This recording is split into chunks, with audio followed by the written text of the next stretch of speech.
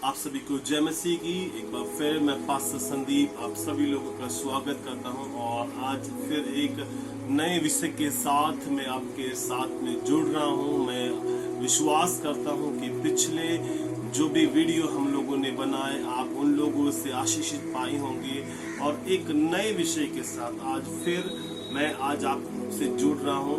जो विषय है वो है उद्धार। बहुत से मसीह लोगों को इस बात का पता नहीं है कि उद्धार क्या है और वो क्यों मसीह का अनुसरण करते हैं। हर कोई जो भी यीशु के पास आता है वो अलग अलग कारण से उसके पास आ रहा है। कोई इसलिए आ रहा है कि उसको उसके पास आने से खाने की वस्तु मिल जाती है। कोई इसलिए यीशु के पास आता है कि उसको पैसा मिलता है। कोई इसलिए यीशु के पास आता है कि उसको चंगाई चाहिए। मगर बहुत से मसीह लोग आज इस बात से अनजान है कि यीशु जो क्या है वो उद्धार दे सकता है उनको, और यीशु के पास आने से हमें उद्धार मिलता है। अब प्रियो सवाल ये उठता है कि उद्धार है क्या। तो प्रभु का वचन जो क्या कहता है उद्धार के विषय में हमें जानने की जरूरत है। उद्धार जो है वो एक अनुग्रह है जो परमेश्वर से हमको प्राप्त हुआ है। ये एक उपहार के रूप में हमें प्राप्त हुआ है। अगर हम परमेश्वर के वचन से देखें इफिसियों 2 उसका 8 और 9 के अंदर परमेश्वर का वचन इस प्रकार से कहता है। पौलुस वहां लिखता है, कहता है कि क्योंकि विश्वास के द्वारा अनुग्रह ही से तुम्हारा उद्धार हुआ है। मैं फिर से पढ़ूंगा आप लोगों के लिए, क्योंकि विश्वास के द्वारा अनुग्रह ही से तुम्हारा उद्धार हुआ है और यह तुम्हारी ओर से नहीं। देखिए प्रियो, हमारे कुछ करने से हमें उद्धार नहीं मिला है। ये तो परमेश्वर का एक अनुग्रह है कि उसने हमको चुना और उसने हमें बचाया। और आगे परमेश्वर का वचन क्या कहता है, वरन परमेश्वर का दान है और ना कि कर्मों के कारण, ऐसा ना हो कि कोई घमंड करे। प्रभु का वचन बड़े ही साफ शब्दों में कहता है कि जो उद्धार है वो परमेश्वर ने हमें एक उपहार के रूप में दिया है। वो हमारे लिए एक अनुग्रह है। वो हमारे कामों के द्वारा नहीं है, हम अपने कामों से उसे नहीं खरीद सकते। और प्रभु का वचन कहता है कि कोई घमंड ना करे कि जो उद्धार उसे मिला है वो उसके कामों के द्वारा है या फिर कोई और तरीके से उसने पाया। प्रभु का वचन कहता है इफिसियों के अंदर 2 के अंदर हमने पढ़ा कि जो उद्धार है वो अनुग्रह के द्वारा ही हमें प्राप्त हुआ है। तो अब सवाल अब अगर हम आगे बढ़े कि हमारा जो उद्धार है वो अनुग्रह से हुआ है ना कि कामों से, है ना। हम लोगों ने पीछे वचन में पढ़ा है इफिसियों के अंदर कि कोई इस बात का घमंड ना करे कि उसका जो उद्धार है वो उसके कामों के द्वारा हुआ है। प्रियो, प्रभु का वचन वो इस प्रकार से लिखता है यशाया के अंदर 64:6 के अंदर 64 उसका 6 के अंदर वहां प्रभु का वचन इस प्रकार से कहता है कि हम तो सब के सब अशुद्ध मनुष्य के से और हमारे धर्म के काम सब के सब मैले चिथड़े के समान हैं। हम सब के सब पत्तों की नाई मुरझा जाते हैं और हमारे अधर्म के कामों ने हमें वायु की नाई उड़ा दिया है। जो मेन बात है जिसके ऊपर मैं आज आपका फोकस करना चाहूंगा, जो हमने पढ़ा कि हमारा उद्धार हमारे कामों के द्वारा नहीं है। और वैसे ही प्रभु का वचन वो बताता है यशाया के किताब के अंदर कि हमारे जो काम है, हमारे जो धर्म के काम है वो परमेश्वर के सामने मैले और चिथड़े कपड़ों के समान है। प्रियो, प्रभु का वचन फिर से अगर हम लोग पढ़ें वो इस प्रकार से लिखता है रोमियो 3 उसका 23 के अंदर कि इसलिए कि सबने पाप किया है और परमेश्वर की महिमा से रहित है। प्रियो, हम लोगों को इस बात को जानना है कि जितने भी मनुष्य हैं हम सब पापी हैं। हम अपने जन्म से ही पापी पैदा हुए हैं और हमने पाप के द्वारा जन्म लिया है। इसलिए प्रभु का वचन कहता है कि सबने पाप किया है और सब परमेश्वर की दया से दूर हो गए हैं। अब अगर हमने पाप किया है तो फिर पाप की एक सजा बनती है। देखिए प्रभु का वचन कहता है रोमियो 6 उसके 23 के अंदर कि पाप की मजदूरी तो मृत्यु है, परंतु परमेश्वर का वरदान हमारे प्रभु मसीह यीशु में अनंत जीवन है। देखिए, अगर हम लोग लगातार पाप करते रहेंगे, अगर पाप में जीवन बिताते रहेंगे, तो हमारा एक दिन जो है मृत्यु हो जाएगा। और शारीरिक मृत्यु तो होना है, आत्मिक मृत्यु भी हो जाएगा। हमारे प्रभु जो है, प्रभु का वचन कहता है, जो आत्मा को बना सकता है वो आत्मा का नाश भी कर सकता है। तो हमें एक बड़ी हानि उठानी पड़ सकती है। इसलिए प्रभु का वचन कहता है, हम लोगों ने सीखा कि हमारा उद्धार जो है वो अनुग्रह से हुआ है, और वो अनुग्रह यीशु में है। हमारा उद्धार जो है हमारे कामों के द्वारा नहीं हुआ है, क्योंकि काम तो हमारे क्या है, प्रभु का वचन कहता है, यशाया में जैसे हमने पढ़ा कि हमारे जो काम है वो तो मैले चिथड़े कपड़ों के समान है। और प्रभु का वचन जो कहता है कि हम लोग जब उसके साथ चलते हैं, तो हम उसका अनुसरण करते हैं, तो वो हमारे कामों के द्वारा नहीं, मगर हमारे जीवन के अंदर अनुग्रह के द्वारा जो क्या है हमको उद्धार देता है। मगर अब ये सवाल उठता है ना कि सिर्फ यीशु ही क्यों उद्धार दे सकता है। बहुत से लोग जो है उनके पास ये सवाल होगा कि क्यों कोई और उद्धार नहीं दे सकता, क्यों किसी दूसरे के द्वारा उद्धार नहीं है, सिर्फ यीशु के द्वारा ही उद्धार क्यों है। आज हम इस बात को भी जानेंगे, मगर उससे पहले कि हम आगे बढ़े, प्रेरितों के काम 4:12 वचन इस प्रकार से कहता है, और किसी दूसरे के द्वारा उद्धार नहीं है। ये परमेश्वर का वचन हमें बताता है। प्रभु का वचन इस प्रकार से आगे लिखता है, क्योंकि स्वर्ग के नीचे मनुष्य में और कोई दूसरा नाम नहीं दिया गया जिसके द्वारा हम उद्धार पा सके। प्रभु का वचन बहुत ही सरलता से कहता है, बहुत साफ शब्दों में कहता है कि यीशु के बिना और कोई हमें उद्धार नहीं दे सकता। मगर हमारा जो सवाल था कि क्यों यीशु ही सिर्फ हमारा उद्धार कर सकता है, क्यों यीशु ही हमें उद्धार दे सकता है, तो इसके पीछे कारण है प्रियो। देखिए, सबसे पहला कारण तो यह है कि यीशु ने हमारे उद्धार की कीमत चुकाई है। पहली जो बात, क्यों सिर्फ यीशु ही हमें उद्धार दे सकता है, वो इस प्रकार से है कि जिसने उद्धार की कीमत चुकाई है वो ही आपको उद्धार दे सकता है। मैं फिर से रिपीट करूंगा, जिसने आपके उद्धार की कीमत चुकाई है वो ही आपको उद्धार दे सकता है। प्रियो, अगर आपको कोई भी चीज चाहिए होती है, आपको उसकी कीमत चुकानी पड़ती है। आप बिना कीमत चुकाए उसे नहीं खरीद सकते, उससे नहीं पा सकते हैं। उसी प्रकार जब आपको उद्धार चाहिए तो उद्धार के लिए भी उसकी कीमत चुकानी पड़ती है। मगर प्रभु का वचन तो कहता है कि पाप की मजदूरी तो मृत्यु है, मगर हम कैसे उस कीमत को चुका सकते हैं। मगर प्रभु का वचन कहता है कि यीशु ने हमारे लिए उस कीमत को चुकाया है। अगर हम पहला पत्रस उसका 2:24 परमेश्वर के वचन को पढ़े तो वहां पे इस प्रकार प्रभु का वचन कहता है कि वह आप ही हमारे पाप को अपनी देह पर लिए हुए क्रूस पर चढ़ गया, जिससे हम पापों के लिए मर के धार्मिकता के लिए जीवन बिताएं। उसी के मार खाने से तुम चंगे हुए। पत्रस प्रभु के वचन में इस प्रकार से लिखता है कि वो हमारे पापों को लिए हुए क्रूस पे चढ़ गया। उसने हमारी जो क्या है पापों की कीमत चुकाई अपनी जान देकर।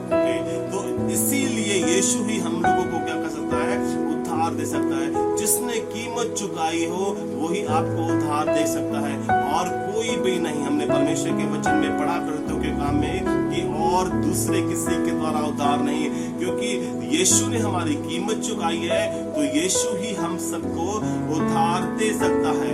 अगर प्रभु के वचन में से और पढ़े, इफिसियों 1:7 में इस प्रकार से लिखा है, हमको उसके लहू के द्वारा छुटकारा अर्थात अपराधों की क्षमा उसके उस अनुग्रह के धन के अनुसार मिला है।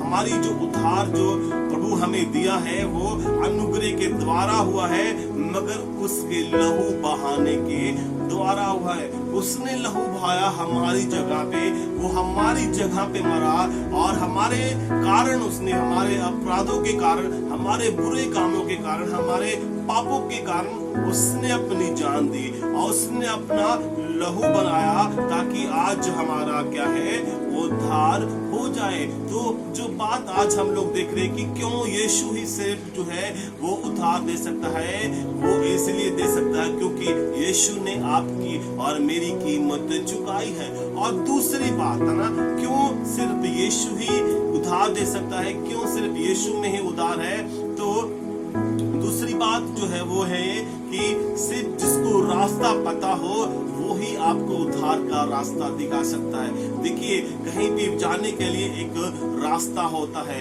वैसे ही उद्धार का भी एक रास्ता है। तो वो रास्ता जो है पता होना चाहिए, वही आपको रास्ता बता सकता है। जिसको रास्ता पता है वो आपको रास्ता बता सकता है। तो प्रभु का वचन क्या कहता है यूहन्ना 14:6 के अंदर कि यीशु ने उससे कहा, मार्ग और सच्चाई और जीवन में हूँ, मैं ही जो हूँ वो उद्धार और जीवन का क्या हूँ, रास्ता हूँ। और प्रभु का वचन कहता है कि बिना मेरे द्वारा कोई पिता के पास नहीं पहुंच सकता, बिना मेरे पीछे चले, बिना कोई मेरा अनुसरण किए कोई परमेश्वर तक नहीं पहुंच सकता।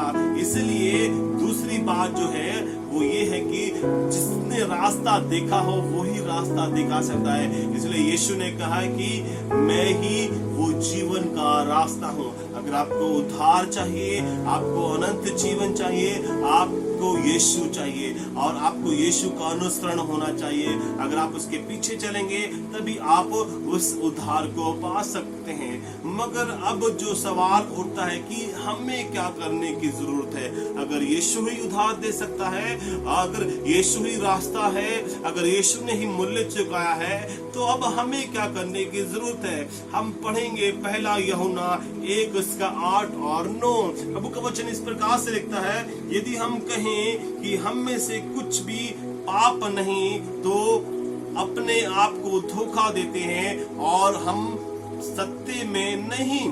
यदि हम अपने आप को मान लें तो वह हमारे पापों को क्षमा करने और हमें सब अधर्म से शुद्ध करने में विश्वास योग्य और धर्मी है। प्रभु का वचन कहता है कि अगर हम ये सोचें कि हमने कोई भी पाप नहीं किया और हम तो बहुत धर्मी हैं, तो वचन कहता है हम अपने आप को धोखा देते हैं। अगर हमें पता चल जाता है कि यीशु ने हमारे उद्धार की कीमत चुकाई है, यीशु ने हमारे पापों को कीमत चुकाई है और यीशु ही वही रास्ता है, तो हमें क्या करना है, हमें उसके पास आना है। और प्रभु का वचन कहता है अपने पापों को उसके सामने मान लेना है। और प्रभु का वचन जिस प्रकार से हम लोगों ने पढ़ा, पहला यूहन्ना 8 उसका 9 के अंदर हमने पढ़ा कि यदि हम अपने आप पापों को मान लें तो हमारे पापों को क्षमा करने में विश्वास योग्य। जब अपने पाप को आप यीशु के पास आके मान लेते हैं तो वो आपके पापों को क्षमा करने में विश्वास योग्य है। प्रियो, मैं एक बात बताना चाहता हूँ, अभी जो है वो उद्धार बिल्कुल फ्री है। आपको कोई भी उद्धार की कीमत नहीं चुकानी पड़ती, क्योंकि यीशु ने आपके उद्धार की कीमत चुका दी है। मगर देखिए, वो दिन आता है, वो समय आता है जब कलीसिया जो है उठाई जाएगी, जिसे रैप्चर बोलते हैं। अभी आपको ना तो कोई चढ़ावा चढ़ाना है, ना तो कुछ देना है, आपको कुछ भी नहीं करना उद्धार प्राप्त करने के लिए। मगर वो दिन आता है जब कलीसिया उठाई जाएगी, उसके बाद आपका उद्धार जो है वो फ्री नहीं होगा। आपको खुद अपनी जान देनी पड़ेगी, तब जाके आप उस उद्धार को प्राप्त कर सकते हैं। अगर हम प्रकाशित वाक्य 13 उसका 15 वचन पढ़ें तो वहां पर इस प्रकार से लिखा हुआ है, और उस पशु की मूर्त में प्राण डालने का अधिकार दिया गया कि पशु की मूर्त बोलने लगे, और जितने लोग उस पशु की मूर्त की पूजा ना करें वह उन्हें मरवा डाले। लेकिन जब कलीसिया उठाई जाएगी तो मसीह विरोधी आएगा, जो जिसे एंटी क्राइस्ट बोलते हैं। और प्रभु का वचन कहता है कि जो भी उसको झुककर प्रणाम नहीं करेगा वो मरवा दिया जाएगा। अगर आप रप्चर के अंदर बच गए, अगर आप कलीसिया उठाए जाने के बाद बच गए, तो आप फिर ज्यादा समय बच नहीं पाएंगे, आपको अपनी जान देनी पड़ेगी, क्योंकि मसीह विरोधी आपको मरवाएगा और शायद आपकी गर्दन कटवा दे या फिर वो आपको और किसी तरीके से टॉर्चर करके मरवाए। उद्धार उसके बाद फ्री नहीं होगा। इसलिए हम लोगों को ये जानने की जरूरत है कि उद्धार जो है वो सिर्फ यीशु में है। यीशु ने हमारा मूल्य चुकाया है। यीशु ही को वो रास्ता है जिसके ऊपर हम चल करके उद्धार पा सकते हैं। तो आइए हम इस बात को और लोगों के साथ बांटें। मैं आशा करता हूं कि अगर इस वीडियो के द्वारा आप आशीष पाते हैं तो प्लीज आप दूसरे लोगों तक उस आशीष को बांटा करें, क्योंकि अगर आपको लगता है कि कोई आपका मित्र, आपका कोई दोस्त, आपका जानने वाला जो अभी भी इस बात में फंसा हुआ है, आपको लगता है कि उसको इस बात की जानकारी नहीं है, तो आप उस तक इस वीडियो के भेजिए, शेयर कीजिए, ताकि वो भी इस वीडियो के द्वारा आशीष पाए। आइए हम लोग प्रार्थना करेंगे, और अगर अभी आप पश्चाताप करना चाहते हैं, अगर आप अपना जीवन यीशु को देना चाहते हैं, तो मैं आपके साथ एक छोटी सी प्रार्थना करूंगा। आप मेरे साथ उस प्रार्थना को दोहरा सकते हैं। आइए हम प्रार्थना में जाएंगे। धन्यवाद करते प्रभु यीशु, हम लोग प्रार्थना करते प्रभु और अपने आप को, अपने जीवन को तेरे पास लाते हैं। प्रभु हम प्रार्थना करते हैं अपने पापी जीवन के लिए। प्रभु यीशु अपने उस जीवन को तेरे पास लाते हैं, और प्रभु हम प्रार्थना करते हैं हमारे जीवन को प्रभु यीशु आप धो दें, हमारे पापों को अपने लहू से धो दें। प्रभु मैं विश्वास करता हूँ कि आपने मेरे पापों का मूल्य चुकाया है, आपने मेरी कीमत चुकाई है। प्रभु मैं तेरे पास आता हूँ प्रभु जी, मुझे स्वीकार कीजिए और मैं अपने पापी जीवन को आज से छोड़ देता हूँ। मैं चाहता हूँ आप मुझे उस अनुग्रह के द्वारा एक नया जीवन दें और उस उद्धार की आप मुझे आशीष दें। धन्यवाद के साथ महिमा आपके नाम को देते हैं, यीशु के नाम से मांगते हैं, आमीन। प्रभु आप सब लोगों को आशीष दें। आपको अगर अच्छा लगता है इन वीडियो के द्वारा आप दूसरे लोगों को जरूर बांटें। प्रभु सबको आशीष दें।